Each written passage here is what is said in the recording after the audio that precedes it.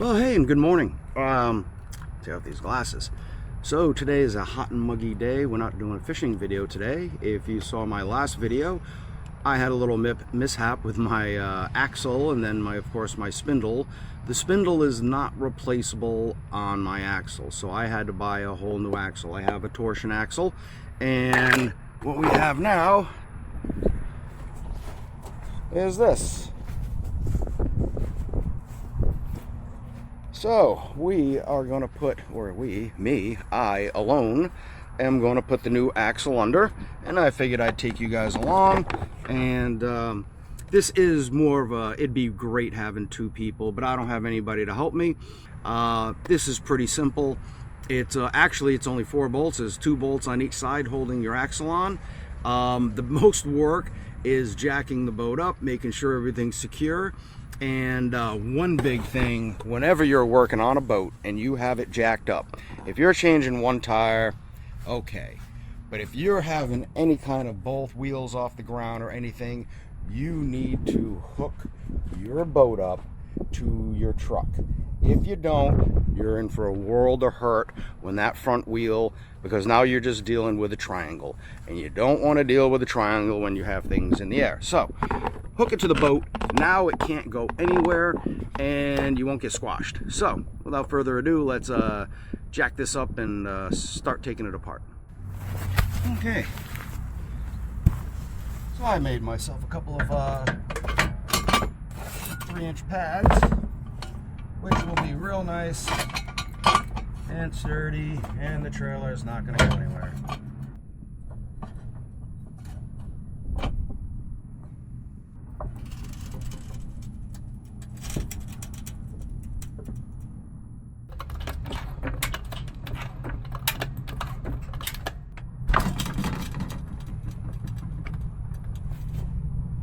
And the last thing I'm going to do, just for extra safety, and you should always do this because you have the floor jack, is just push it up. And this is, you know, I won't be working in this area. I'm not going to jack it. Boom. I am just holding it. Now, if those jack stands, something happens, at least this jack will still be holding it up while I'm underneath the boat.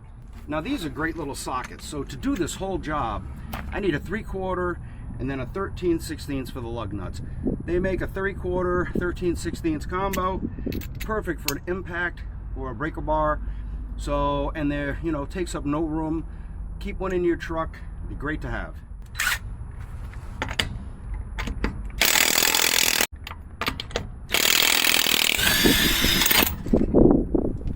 And having one of these makes short work on a hot day. Now the other side, I didn't even have to remove the lug nuts because my tire came separately.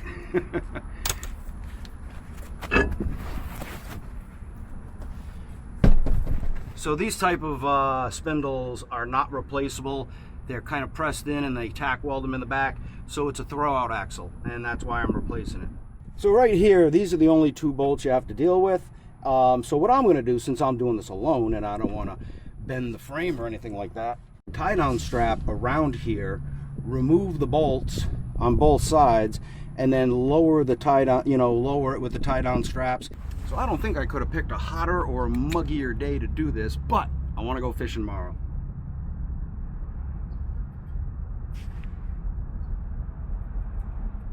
Okay, I'm going to go mark the other side, and we're going to go, this is just being held in the air right now, so let's go to the other side, mark it and unbolt those and drop it.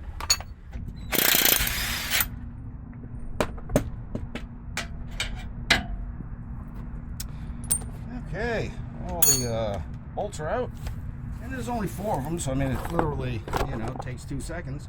So let's drop this.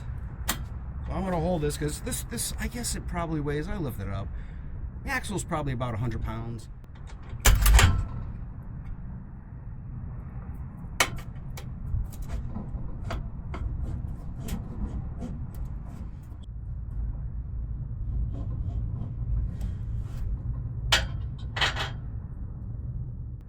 No matter how easy it is. All right.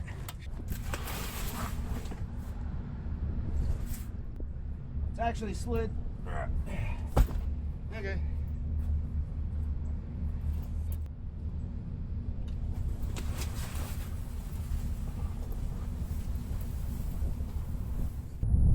Make sure you drag the proper side over. Nothing would be worse than dragging it under, go to put it up, and you have the wrong side.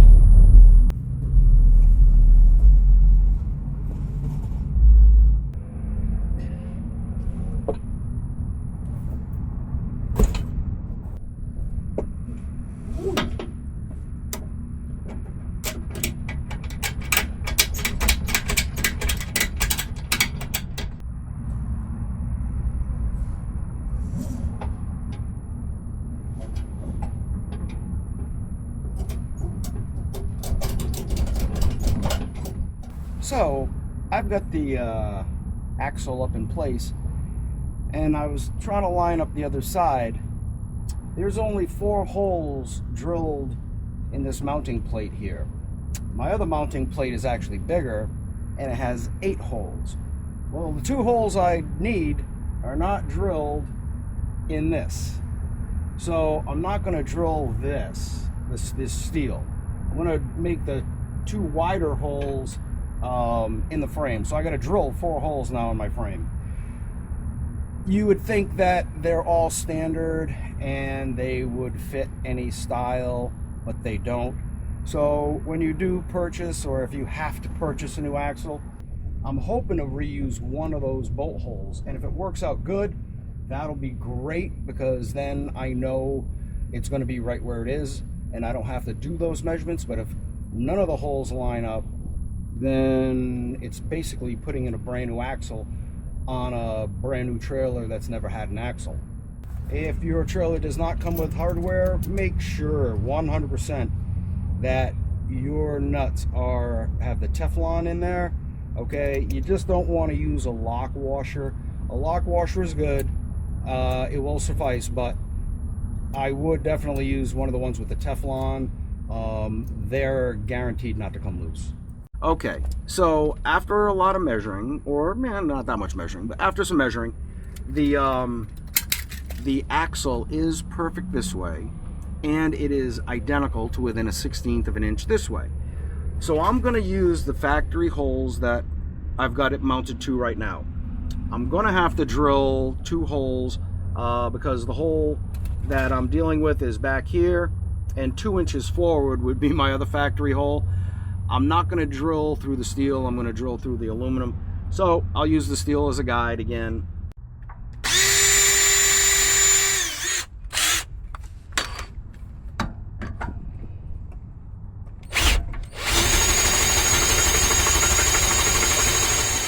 Yeah, so with a little pilot hole, you can just jump straight up to the 1/2 inch. It's cutting through real nice. I'm going to drop some of that oil through the hole on top of my bit.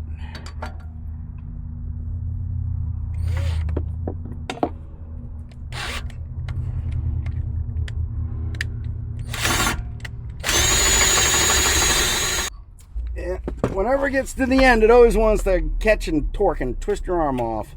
So be careful. So that actually drilled a lot better than I thought it was going to. I only ended up using the small drill bit and the 1/2 inch drill bit. And then of course I just had to bend this washer just like I did the other one, and make sure the head sits on nice, and it does, and I can spin it.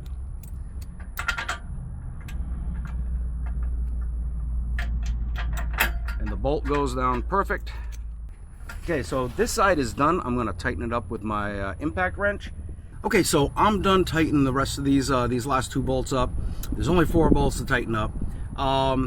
This job, if you had a friend, between jacking the boat up, taking the old axle out, putting the new axle in, and then if there was a, like what happened to me, the holes didn't line up and I had to drill new holes, I think you and a friend could do this job in about 1.5 hours, and maybe 2 hours. It probably took me 2.5, 3 hours to do. That's running around, getting the tools, jacking everything up myself. I did have to drill the 2 new holes. Now I got very lucky that I was able to utilize one of the holes in the frame and one of the holes in the actual axle. So that did help me out, because if I would have had to drill 2 new holes and get everything perfectly centered, that would have been a mess. Now we could have done it, but it would have taken me a lot longer, especially doing it alone.